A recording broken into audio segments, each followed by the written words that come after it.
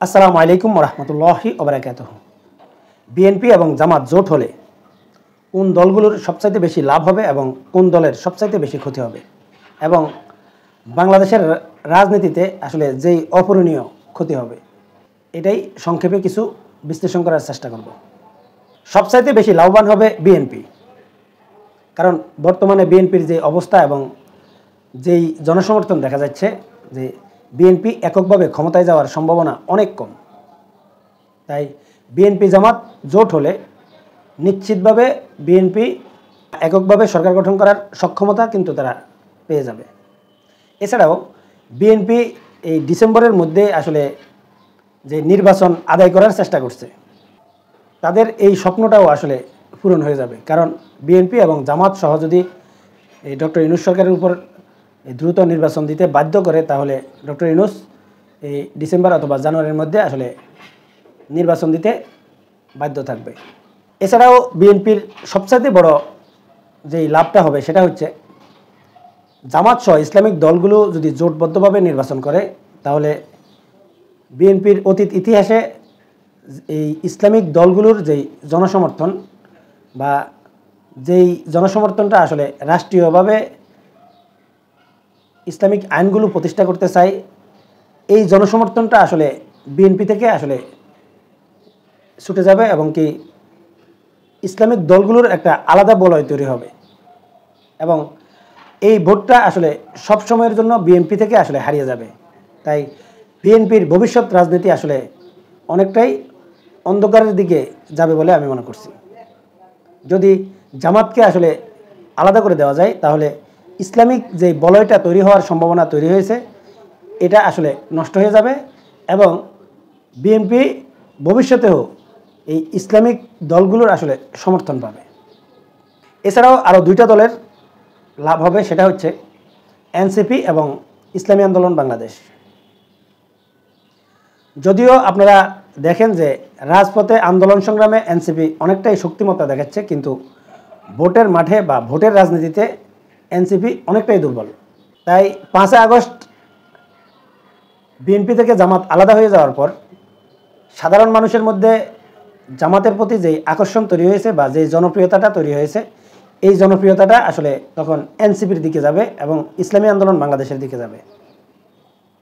মানে জামাত এবং বিএনপি যদি জোটবদ্ধভাবে নির্বাচন করে, তাহলে নিশ্চিত থাকতে পারেন যে ইসলামী আন্দোলন বাংলাদেশ এবং এনসিপি জোটবদ্ধভাবে আগামী নির্বাচন করবে। তাই এই দুইটা দলের ভবিষ্যৎ রাজনীতি আসলে উজ্জ্বল হবে। এছাড়াও আওয়ামী লীগেরও কিন্তু লাভ হবে। সেটা হচ্ছে, আওয়ামী লীগের বর্তমান যে পরিস্থিতি, এই পরিস্থিতিতে আওয়ামী লীগ যদি টিকে থাকতে হয়, তাহলে তাদেরকে অবশ্যই আগামী নির্বাচনে অংশগ্রহণ করতে হবে, এমনকি তারা অবশ্যই প্রধান বিরোধী দলের যেই জায়গাটা, সেটাকে কিন্তু ধরে রাখতে হবে। মানে যদি প্রধান বিরোধী দল হওয়ার সক্ষমতা যদি আওয়ামী লীগ দেখাতে না পারে আগামী নির্বাচনে, তাহলে আওয়ামী লীগ কিন্তু বাংলাদেশের রাজনীতিতে আর প্রতিষ্ঠা হতে পারবে না, আস্তে আস্তে হারিয়ে যাবে। এমতো অবস্থায় আওয়ামী লীগের যেই জনসমর্থন রয়েছে, এই জনসমর্থনকে কাজে লাগিয়ে আওয়ামী লীগ ক্ষমতায় যেতে না পারলেও কিন্তু আওয়ামী লীগ প্রধান বিরোধী দল হয়ে যাওয়ার সম্ভাবনা সবচাইতে বেশি থাকবে এবং আওয়ামী লীগ বাংলাদেশের রাজনীতিতে আবারও প্রতিষ্ঠিত হতে পারবে। বিএনপি জামাত জোট হলে সবচাইতে বেশি ক্ষতিগ্রস্ত হবে জামাত।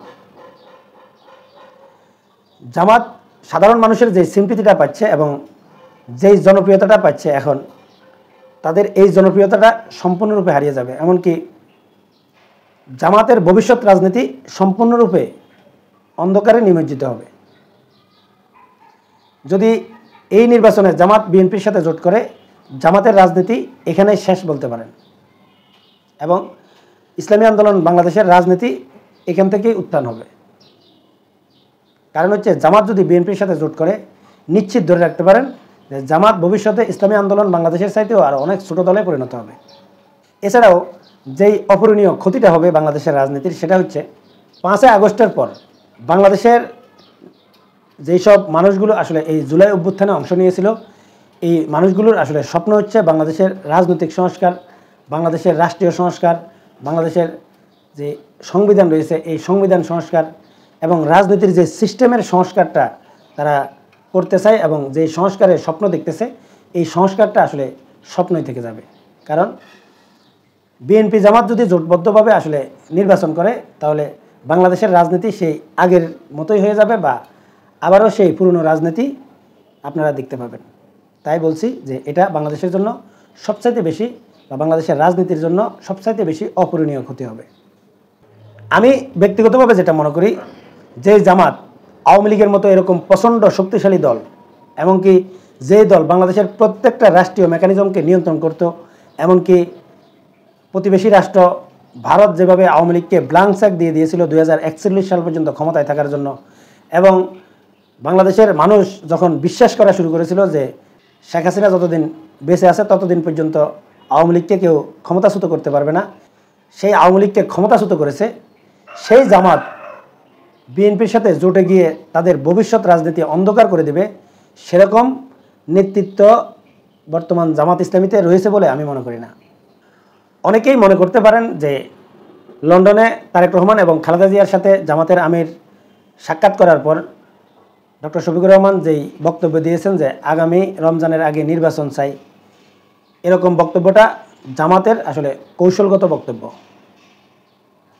অনেকেই মনে করে থাকেন যে হয়তো বিএনপির ফাঁদে পড়েছে জামাত। আমি মনে করছি উল্টো বিএনপিকে ফাঁদে ফেলেছে জামাত। কারণ জামাতের যেই বর্তমান নেতৃবৃন্দ রয়েছেন, এই নেতৃবৃন্দের উপর আমার যথেষ্ট আস্থা রয়েছে এবং আমি মনে করি তারা রাজনীতিতে যথেষ্ট কৌশলী এবং বিচক্ষণ। কিন্তু ভোটের রাজনীতিতে জামাতের অনেক দুর্বলতা রয়েছে এবং সেই দুর্বলতাগুলো নিয়ে আসলে আমি সবসময় জামাতের সমালোচনা করছি এবং ভবিষ্যতেও করব।